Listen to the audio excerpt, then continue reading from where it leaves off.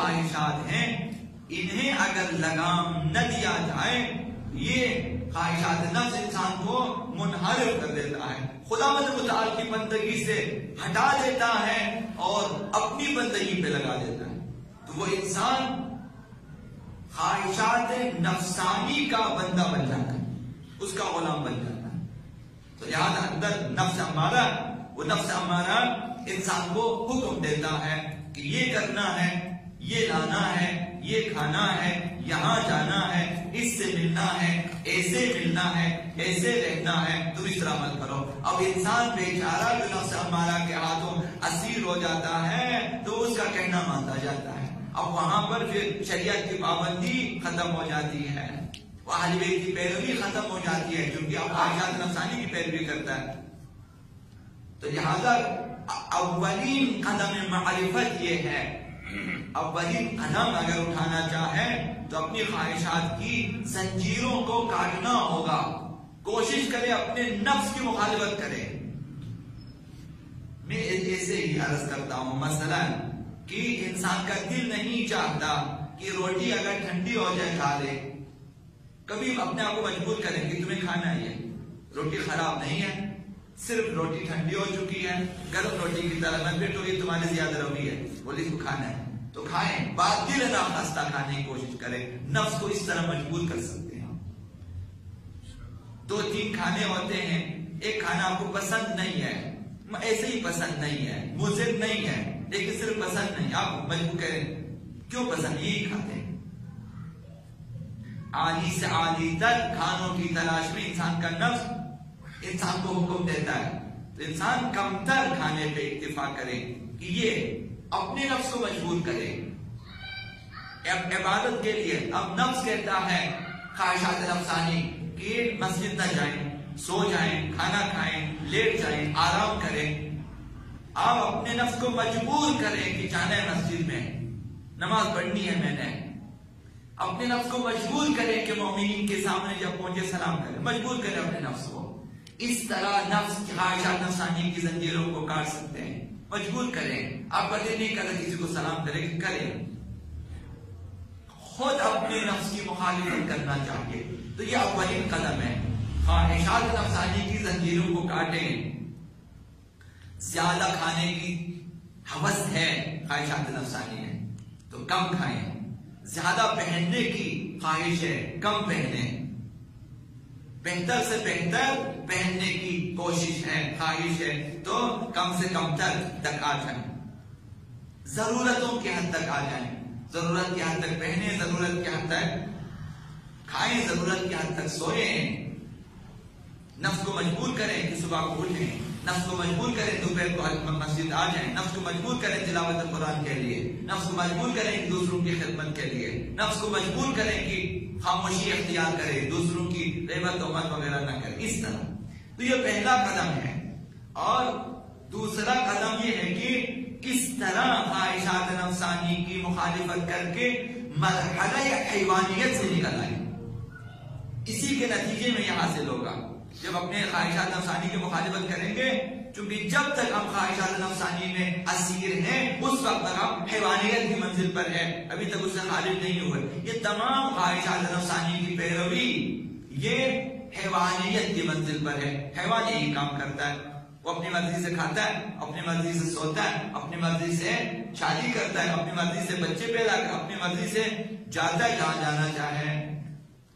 یہ خواہشات کی غلامی ہے. اس سے نکل آئے، مرحلہ حیوانیت سے نکل آئے، مرحلہ انسانیت میں آ جائیں.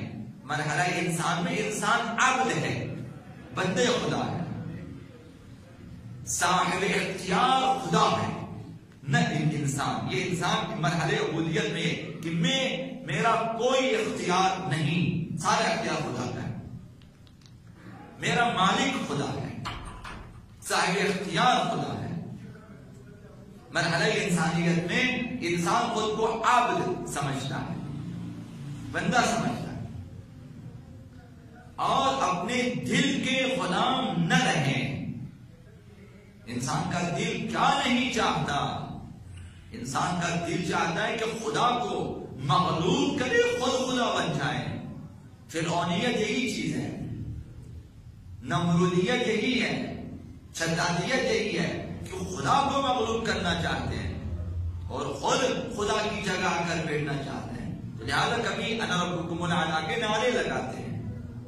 مرحلہ انسانیت میں انسان دل کا غلام نہیں ہوتا، بندے دل نہیں ہے، بندے خدا ہے. عبد ہوا و ہوس نہیں ہے، عبد خدا ہے. مرحلہ اس لیے عرض کیا کہ اگر اہل بیت کی صحیح معرفت حاصل کرنی ہے تو پھر خواہشات نفسانی کے ساتھ ممکن نہیں ہے، مشکل ہے.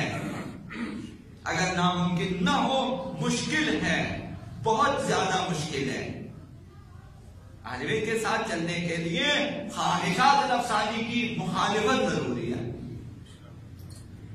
خواہشات نفسانی، جو نفس ہمارا کی خواہش ہے، اس کی مخالفت ضروری ہے کہ انسان اس کی مخالفت کرے اور پھر اپنی دل اور اپنی نفس کے غلام نہ رہے، اس سے آزاد ہو جائے. اطاعت و عبادات پر مواظبت کرے، یہ دوسرا تیسرا قدم. خواہشات نفسانی کی مخالفت کرے اور دل کے اپنے دل کا بندہ نہ بنے. اور تیسرا مرحلہ یہ ہے کہ انسان عبادات و اطاعات پہ مواظبت کرے. وہ جو روزمرہ ہمارے ذمہ عبادتیں ہیں، ان پہ مواظبت کریں، ان پہ قائم و دائم رہیں، ان پہ ثابت قدم رہیں.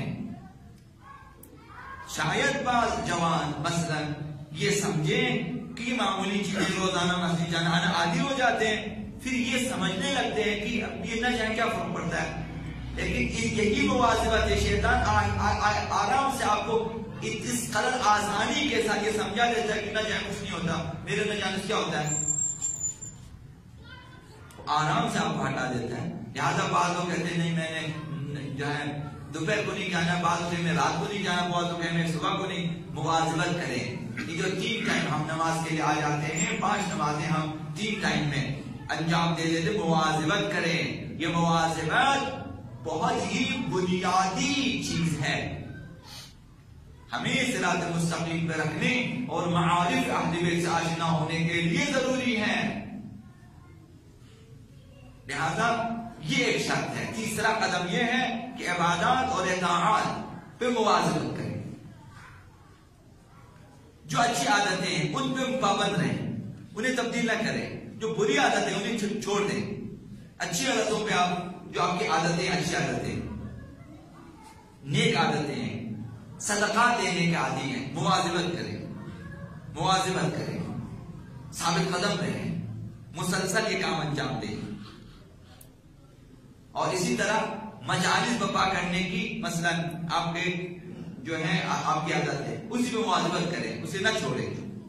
بھائی میں نے 10 سال کیا بس بہت ہے، اس کے بعد آگے نہیں. یہاں یہ شیطان کا جو ہے دھوکہ ہوتا ہے کہ تم نے بہت کیا. بعض لوگ اقرار کرتے ہیں کہ ہم نے بہت ثواب کمایا ہے. یہ کس قدر جہالت ہے یہ کہ انسان کہے میں نے بہت ثواب کمایا. کس نے بتایا ہے ایسے لوگوں کو کہ اس نے بہت زیادہ ثواب کمایا؟ کیا معلوم ہے اس کے نامہ اعمال میں کس قدر ثواب؟ شاید کچھ بھی نہ ہو، دست خالی ہو، نہیں معلوم. لہذا یہ کہ میں نے بہت ثواب کمایا بس آگے ہم نے نہیں کمانا ہے، یہ غلط فہمی ہے. تو لہذا مواظبت کریں. السلام علیکم. جو کچھ آپ بعنوان عبادت، اطاعت یا اعمال نیک انجام دیتے ہیں ان پہ مواظبت کریں. شیطان یہ چاہے گا کہ آپ ان اعمال کو ترک کریں، تو یہ کام نہ کریں. انہیں بہتر سے بہتر انجام دینے کی کوشش کریں.